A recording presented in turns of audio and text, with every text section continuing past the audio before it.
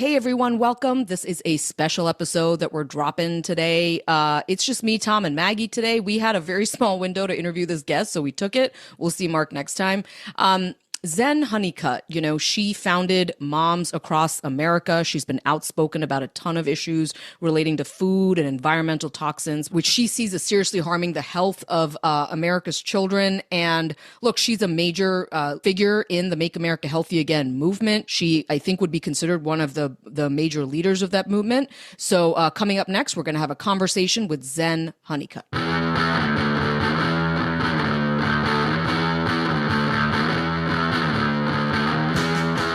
Hello. Hey. So, look, this is, like we said, a special conversation. It is me, Tom, and Maggie, and we're going to talk to Zen Honeycutt. So, guys, look, we had this opportunity to speak with her. She was available, and we kind of grabbed that bull by the horns, and there's a couple of things. We've had the conversation. It was super interesting. We're going to play it for you in a second. And why did we want to talk to Zen Honeycutt? I mean, there were a few things. One of the things we hear a lot from our listeners is really trying to understand the sort of difference between the MAHA movement and the MAGA movement, and how choices often made on the MAGA side affect the MAHA side. I mean, one of the major things that they ask about are these rollbacks, these environmental rollbacks that have come out of the EPA, big decisions that often seem out of line with MAHA. So we really just wanted to ask her about that, Tom. Yeah, it's something that's been kind of perplexing to us. There's so much attention on HHS, and obviously RFK Jr. is there. But at the same time, in a different cabinet position, in a different department, there's like a different reality, a different world going on. And at the EPA, the headlines spinning out of that agency are all about deregulating, challenging climate change, rolling back rules on industry. Bringing back pesticides. Yeah. RFK, who's, of course, the leader of the MAHA movement, he had a lifetime of fighting on the environmental plane of this country, trying to, cap these pollutants and to restrict these toxins from seeping into our ground, into our water, into our air. And now it's like, what's going on over there? And it's not getting talked about that much. It's getting reported on, but in the conversation where the energy is, it's about food dyes. It's about, it's about food. It's about vaccines. It's about ASIP. It's about all these really important things, but we're not sort of talking about the EPA. We've brought it up a lot. And, MAHA folks we bring it up to say, yeah, I don't like what I'm hearing out of that, but nobody's really engaged in it. Right. So, that's part of the genesis of talking to Zen Honeycutt, because she is. And she's trying to wave a big flag saying, that we're not okay with this. We're not okay with this. And there could be consequences, or there will be consequences at the ballot box if this doesn't get straightened out. Yeah, absolutely. And Maggie, the other thing we talked about was we wanted to bring it to her attention about these cuts that are taking place across the science infrastructure, and really kind of get her take on that. Yeah, I feel like it's really interesting to hear from her perspective about what they think about these cuts, because I know, as my experience as a researcher and my colleagues and my friends who are being so heavily impacted by these cuts and halts to research and what it'll mean. And so just understanding what the perception, especially from someone prominent in the MAHA community, is very different than what's going on. So we need to be better on the science side of communicating what's happening to the research. What are those research outcomes that are maybe going to be lost or never come out because of all the things that are changing right now? Yeah. And I want to make it really clear that this conversation, you're going to be listening to it. We didn't try to debate her on every single thing she said. We wanted to hear her out. There were certain things that we definitely engaged with her on, but I know there are things that are going to be said that probably many of our listeners don't agree with. And like we say on our show, we do try to provide this platform to really hear people out. And at the same time, we want to reflect what we're hearing from scientists, from people, from doctors, from people that we're in regular communication with. So coming up next, we're going to be joined by Zen Honeycutt. And we want to welcome Zen Honeycutt. As we said, she is the founder of Moms Across America, an organization whose motto is Empowered Moms, Healthy Kids, which aims to educate and brings attention to genetically modified foods, pesticides, toxins in our environment that could impact our health. And Zen is considered a major leader within the Make America Healthy Again movement. So welcome to the show, Zen. Thank you so much, Brenda. Thank you, Tom, everybody, Maggie. Thanks for having me. So I just want to start off by reading some headlines that have been written recently about what's going on at the EPA, the Environmental Protection Agency, and the head of that is Lee Zeldin. And I just want to get your reaction. This is just from a few days ago from Newsweek. EPA seeks to bring back twice banned pesticide. Then we've got EPA moves to end climate regulation under Clean Water Act. EPA moves to cancel key climate regulations that limit pollution. And then last but not least, Trump EPA moves to weaken drinking water limits on toxic forever chemicals. What is your reaction to that, Zen? Well, I'm horrified as a mother who is working constantly to try to reduce the toxic exposure to my children and to the children all across the country.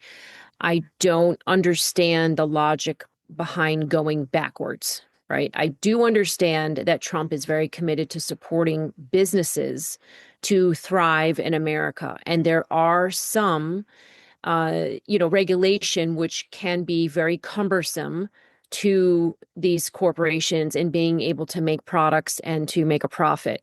However, I don't think we should be throwing the baby out with the bathwater, so to speak, and get rid of all regulations, for corporations that are necessary to have a foundational structure for safety and protecting American citizens. Clearly PFAS, dicamba, many of these pollutions are harmful, and we should be reducing the American people's exposure to them, not increasing their exposure to them. I just want to back up to, I think it was May, that the Make America Healthy Again Commission issued sort of this big blueprint, this big, report.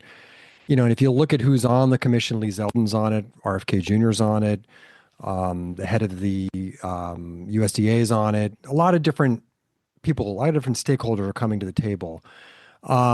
They wrote that to make our children healthy again, we must begin with a shared understanding of the magnitude of the crisis and subsequently what's driving it. And I think they identified like four biggies, four things that were really driving this. And they said that children are exposed to an increasing number of synthetic chemicals, some of which have been linked to development issues, chronic disease.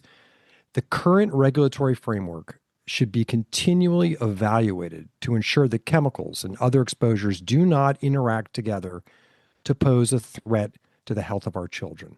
So like on the one hand, they're identifying that chemicals in our air and our water may be or are linked to some serious issues. But then the second part of that is just a little bit interesting. They say the current regulatory framework should be evaluated. What do you hear in that? What Trump is very committed to businesses in America's thriving. That is, I'm afraid, taking the forefront in this decision making to making America healthy again. And I think that there really needs to be a much stronger, truthful, factual check and balance for making both things work. We want businesses to thrive, but we also need our children to be able to procreate for America to have a future in the first place, right? And many people are concerned about cancer with these chemicals, glyphosate, for instance. But frankly, cancer is practically a privilege. You can't be born, you can't get cancer if you're not born. And what we're looking at is right now facing pesticide immunity shields. I know you didn't ask about this right now, but this is just what's happening right now, is that the EPA is standing aside and the corporations are pushing these pesticide immunity shields, meaning 57,000 chemical products could possibly have immunity from lawsuits. That means accountability and safety. And these chemicals, out of the 57,000, we know that 6,400 of them were pesticides that were granted emergency use authorization. This is according to the Center for Biological Diversity and the GAO, the government, accountability offices, right? So their database. And that means those 6,400 never had any safety testing at all. No safety testing at all. And we're going to give them complete immunity from lawsuits. I don't think this is a good idea. We also know that 86 of them that we know of have been banned in other countries for good reason. And it's science. It's like math. It doesn't matter if it comes from Switzerland or Brazil or China or the United States. Science is science. And they have banned them in other countries, predominantly for reproductive reasons. And out of these chemicals, a vast majority of them are made, unfortunately, in China, which is not known to have our best interest at heart, especially they're not rigorous on safety standards. And out of, for instance, all of the companies that make glyphosate, 86% of them are Chinese. I'm very concerned about that they are not going to be saying, hey, this is a chemical that, is actually going to biodegrade in the soil. No, it doesn't. They lied to us about this. Monsanto has been known to say, oh, this chemical doesn't collect in your breast milk or in your body. It passes harmlessly through the urine. That's a lie. Now they're facing 60,000 lawsuits. Right. And they've had to set aside $12 billion, to pay it out. I don't feel sorry for them. I don't. I actually went to their shareholder meetings, spoke in front of 1,200 people, asked them to change direction. I said, please change direction. Go and invest in new technology to, break down trash, for renewable energy, to clean up the water supply. Move your R&D dollars into something that's good for the planet. Right. And they didn't do it. Right. So now they're facing the music, and this is what's happening in America today. I guess the question is what's occurring at the EPA vis-a-vis deregulation and these chemicals, is it worse than the good that you see that's going on at the HHS with things like food dyes and attention to food and other things that are in the works too? I don't mean to. There's a good argument for that, right? Because PFAS is much more harmful than food dyes, right? Dicamba, much more harmful than, than Blue Lake, or yellow or whatever. I mean, they can also be carcinogenic, and they are very pervasive in our food. So I can't say that, one is dicamba and PFAS are known to be very, very harmful, and the others could be very harmful. I just don't know. You just don't know how much somebody is consuming of those. If somebody's eating Skittles every day, sure, they have a much higher chance of getting cancer than somebody who's exposed one time possibly to dicamba. But you don't know that for sure, because you don't know how many toxins are in their body already. So it's really difficult to say with these toxic chemicals which one is more harmful than the other. Even glyphosate, which Dr. Don Huber says is going to make DDT look like mouthwash, it's mostly incredibly harmful because it's used so much, because of the ubiquitous exposure to it, right? So it's really hard to say because we don't know people's exposure to these toxins. But we do know that who is in the EPA right now is primarily not MAHA friendly. And it's counter to what MAHA is trying to do, to have Kyle Kunkler be the head of the chemical division, to have Nancy Beck, Lee Zeldin. I'm not holding out a ton of hope. I always have some hope, but he has a track record of pesticide support. What I am hearing is that there is an intense corporate pressure from the pesticide industry on the White House and on the MAHA, movement in general, on the administration, to not lessen the availability of pesticides, right? To allow our farmers to have access to all the pesticides that they have access to right now, which is 1,200 pesticides, right? If we took away the 86 pesticides that we know that have been banned in other countries, in Switzerland, in China, in Europe, you go to these other countries, you eat the food, you don't get sick. You come back to America, you get sick. This happens over and over and over again. If we ban just those 86 pesticides that have been banned in other countries for good reason, we would have 1,067 pesticides left in the toolbox for our farmers. I think that's enough. But these corporations don't want any limitation to their sales and to the profits that the CEOs enjoys. So what we're doing is allowing the manipulation of our elected officials and our administration to protect the profits of these corporations. Meanwhile, our families get sick and we rack up thousands, hundreds and thousands of dollars of medical costs that lead to bankruptcy. That's the number one reason for bankruptcy that can then lead to homelessness. So we have Americans losing their only house while CEOs of Bayer and Syngenta and ChemChina, they buy a third or fourth beach house.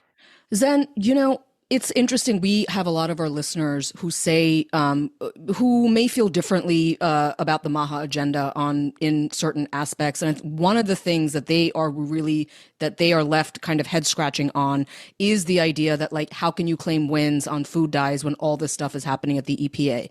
Is that something that you actually agree with, that sentiment, that it's hard to kind of claim these wins when there's something? I mean, I saw you say somewhere that you're in the fight of your life. Like, you've got your guy in charge right now. Why are you not, like, skipping with happiness? Why are you in the fight of your life? Well, because the chemical corporations are continuing to influence this administration. But I want to be clear that we should celebrate every single win that we have. This is an historical time, and I'm thrilled that Bobby Kennedy is there. I worked my tail off to get him in there, right? I knocked on at least 77 doors when I was actually really pretty sick, because that's just what needed to be done. And we had thousands and thousands of our moms, contact the administration to make sure that he was put into office. And there have been incredible wins. There have been changes that have happened that are going to affect future generations because they're structural or because they are collaborative rather than regulatory. If you look at the food dye thing, the beauty about that is that they said we are committed to getting food dyes out of the food supply. They didn't say it was a ban. They didn't cause regulation. They just said, let's come to the table and talk about it. And I think they have 40% of food companies saying, yes, okay, let's do that. That's the magic of Bobby Kennedy. He is compassionate, he's brilliant, he's humble, and he's collaborative. And if you disagree with him on any type of science around, vaccines, just go look at the science and look at what he has looked at and look at what he's committed to, which is transparency and gold standard science. So I think we should celebrate every single win that comes out of this administration, whether you're Republican or Democrat, because they're wins for our health. Whether you're Republican or Democrat, eating less pesticides or less food dyes is a good thing. We should celebrate everything that is happening, but we should also stay on top of them regarding the things that are not happening. And I want to make sure that the Republicans, especially, and all of them, that are voting for things like this Section 453, the Pesticide Immunity Shield, which we'll get into, that they are clear that we moms are not beholden to party lines. We're going to support the candidates that put health and safety of our children first. And that's why we started the new Moms Across America movement. Our tagline is, yes, ma'am. It's a 501c3, and we're championing policy and public servants who put children, health, safety, and America's future first.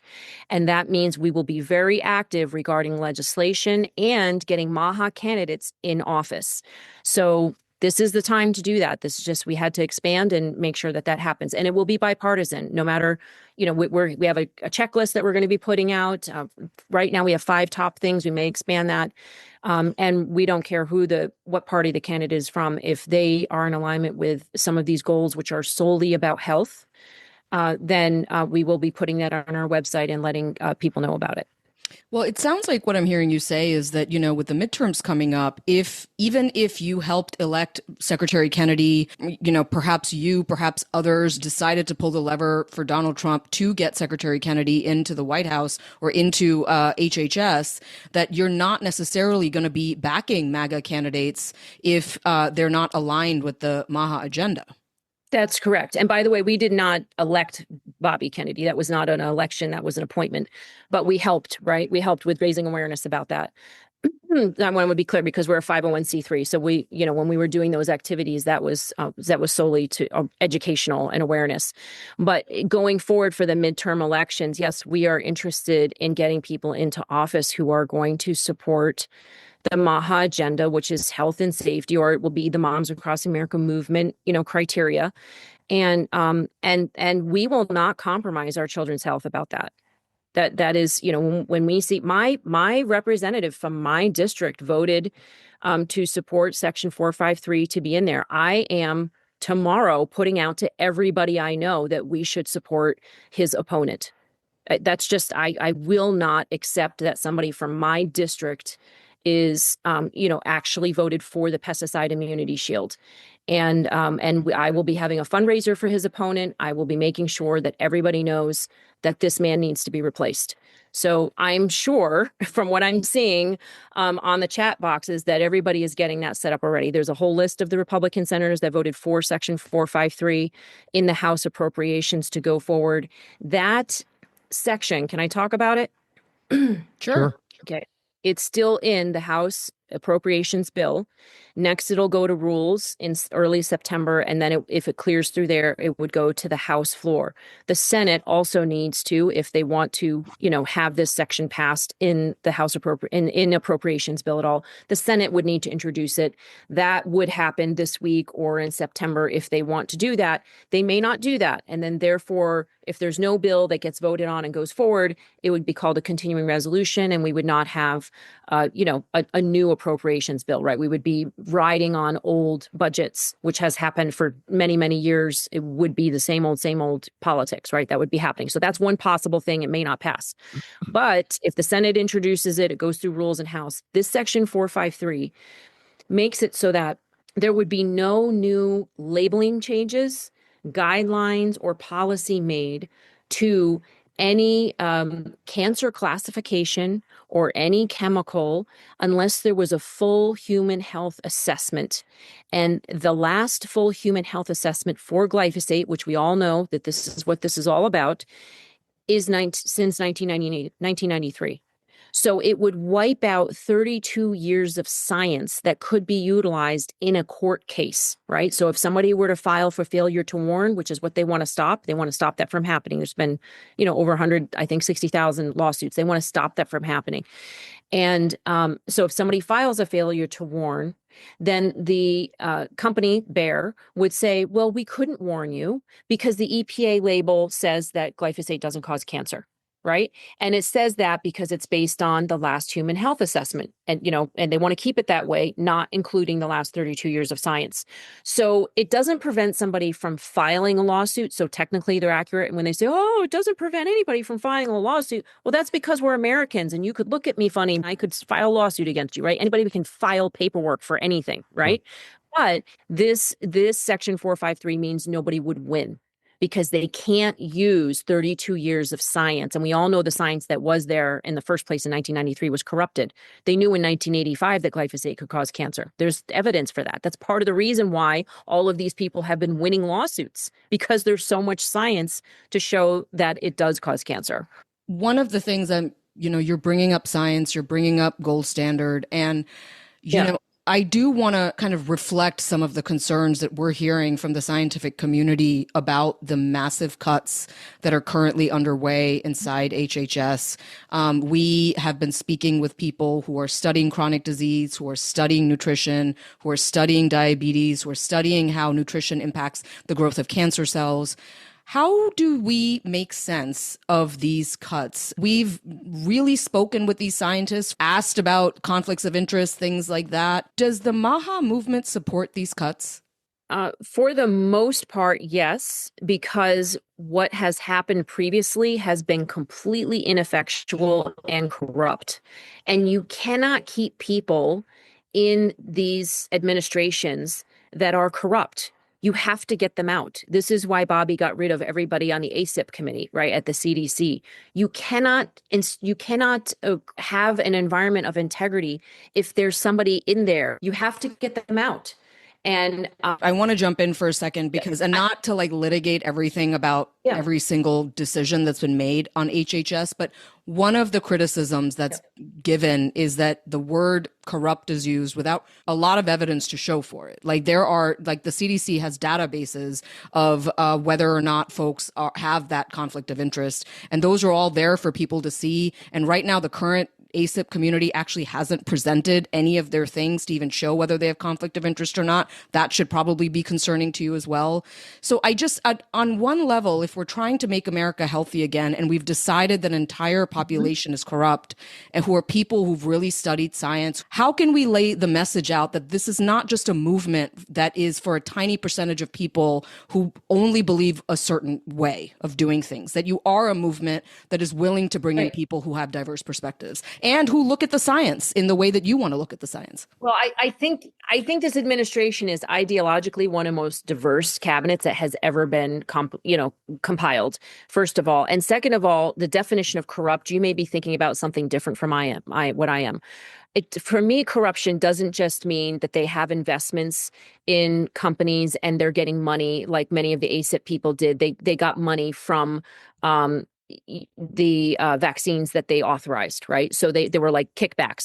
There was commissions or whatever you want to call it. They got money. There was a conflict of interest in approving products, blanket unanimous approval without looking at science, because they were getting money from it. That's one form of corruption. Another form of corruption is when you're like me, a mom who has brought science to the FDA, to the USDA, to the CDC for 13 years, showing toxins in vaccines, in food, in water, in baby food, in tampons, in breast milk, in urine, in our children's bodies. And they did nothing about it. Not only did they do nothing about it, they sent back, when I asked them for Freedom of Information Act, like documents on, let's just say, glyphosate in vaccines, which we found 9 years ago, glyphosate in all of the childhood vaccines that we tested. They did nothing about it. And when I did a Freedom of Information Act, I got back 170 pages. Over 70% of them were completely redacted. So the person who sent those documents to me may not have investments in Pfizer and be getting kickbacks. They may not be that kind of corrupt, right? But they're a part of a system which does not deliver the truth to the American people. And the American people see that as corrupted. We see a lack of action as corrupted. We see a lack of regulation with people following through and doing their jobs as corrupted. But when people asked me in this very beginning, aren't you concerned about the cuts they're going to make to regulations? I said, I think Bobby can do more with 8,000 people at the HHS who would not be corrupted than 80,000 people who are. So I am for people being in the administration that cannot be bought. That's what I am for. And I don't care if it's 8,000 or 80,000, but they cannot keep taking money from or being influenced by the corporations who do not have our best interest at heart. Is that what's going on right now at the EPA? It looks to me like, the people that are there are putting the interests of the chemical corporations before the health of the people. And that's, to be fair, that's not a new thing. We have never had an EPA person who's been like, oh, yeah, let's put health and safety first. Maybe the first group when Rachel Carson, sort of sparked the initiation back in 1973. Maybe there were some, good people back there. Actually, I have a book called Poison Spring by this man, E.G. Valientos, he worked at the EPA for, 20-something years. And he describes in here the utter corruption that has been happening way back since the 70s. And so, yeah, it's not a new thing that there's. So what is your message to MAHA? We have a lot of people from MAHA listen. What is your message to them about where focus now needs to go? Where you've got RFK and HHS, things are changing. You feel good about that. What do you want? What's your simple message for MAHA when it comes to the environment, streams, rain, ground, pesticides? What is your focus about? What should their focus be right now? I would like people to consider, right? Everybody, please think critically, think for yourself, that regardless of how you feel about climate change, right? There's a lot of disagreement around that. For me, that is not really the reason for climate change, why climate might be changing right now, is not the primary issue. The end result is the issue. The end result of having our waters polluted, our food polluted, our air polluted, that is the focus that we can all agree upon and that we all need to be relentless about right now. We are in one of the most critical times in history. Are we going to let chemical corporations have carte blanche, not have any accountability, and not have to spend research and development money on safety, right? If they can make whatever they want and poison us with whatever they want, they're going to keep doing that. So are we going to let chemical companies off the hook for accountability and safety, or are we going to hold them to account and say, make what you want, sell what you want, but make sure it's safe, or you're going to have a tidal wave of moms coming after you? So I want the MAHA movement to continue to be that tidal wave of moms and scientists and doctors and farmers who will not let up, who will not give up, and who will stay on top of this administration and any administration to come, and say, we will not just let you do a job for the pesticide companies. You're there to do your job for us. Keep in mind, I'm very good friends with an elite performance coach. Elite performance, right? These athletes have to work their tails off every day to be an athlete. He brought up the point to me, Zen, a politician doesn't have to train to be a politician. Anybody can run for office. AOC, Schwarzenegger, right? Trump, anybody can run for office. And you know why? It's because their only job is to represent the people who put them in office.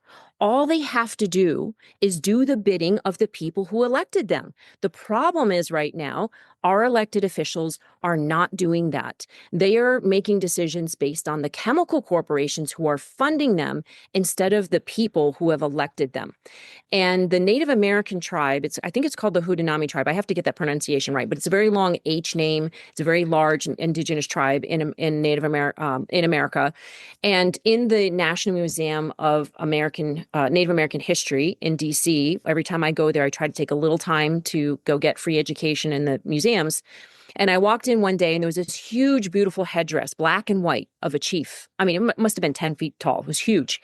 And on the bottom was a little copper plaque that said the H tribe, right? Haudenosaunee, or whatever the name is of the tribe. The mothers elect the chieftains of the tribe. And to this day, the mothers continue to hold the power to remove a leader based on lack of performance. Now, why is that? Why are those mothers the ones that elect the tribe? It's because everybody in the tribe, or the community, as you might call it, knows that the mothers make decisions based on the best interest of the community, not of themselves, right? Of the tribe. The mothers, well, they've been rising up for decades now. It's been some mothers I know have been working on this for 25 years, right? I've been personally in the game here for 13 years. It has been every day, full time. I was volunteer for many, many years, but now it's a full-time, gig for me to make sure that we get these toxins out of our food supply. And the mothers are being listened to and being heard, and their voices are finally being amplified because everybody knows what we're saying is for the best interest of everyone. Whether you're a Democrat, Republican, Forward Party, Tea Party, Green Party, No Party, it doesn't matter. We want your children to be safe. This issue is a community issue. It is a national issue. It is a global issue. We all need to know about GMOs, about glyphosate, which it can also cause miscarriages, dicamba, paraquat, these 78, 86, how many thousands of chemicals in our food supply that cause reproductive damage. Everybody needs to know about this in order for our reproductive organs to work. So this is why I do this. It's so that my children and your children can experience the profound love that it is to have one's own child. So we can be proud also to give them a future where they're healthy and safe. I want to leave you with one thought on something you had said, which is, these elected officials are responsible to the people who elected them. And I would just add one sort of additional phrase to that, which is they're actually responsible for people who also didn't elect them. And they're responsible for everyone. So I would say there's a lot of people in this country who are feeling left out of the MAHA agenda, who, for reasons, they're not corrupt. I would push back on that. By even the definition you're saying, they're people who believe in gold standard science. They're people who have worked their entire lives at trying to make America healthy again. And I think it's time in the next phase of MAHA to bring some of these people back into the fold. Not everyone, I totally hear you, but I would really like to encourage you guys to have a real hard look. You've zeroed out stuff And as you're bringing people back in, there are a lot of good people in there who want to engage in this fight with you. I will tell you that right now. So I just want to leave you with that thought. Well, yeah, I would urge everybody, just for one more phrase about that, I would urge everybody. I have a book called Unstoppable. It's right behind me. And I was told in the very beginning, you're never going to make a difference against Monsanto, right? And they've had to sell their campus. They had to sell out. They're pretty much, they're done in the US, right? So I have, through my movement, through our moms, through my actions, shown that if you do not give up and that you keep going based on your commitment, I'm committed to creating a future of health and freedom. If these people who feel left out of MAHA, feel like, don't allow that circumstance to stop you. Keep doing what you're doing.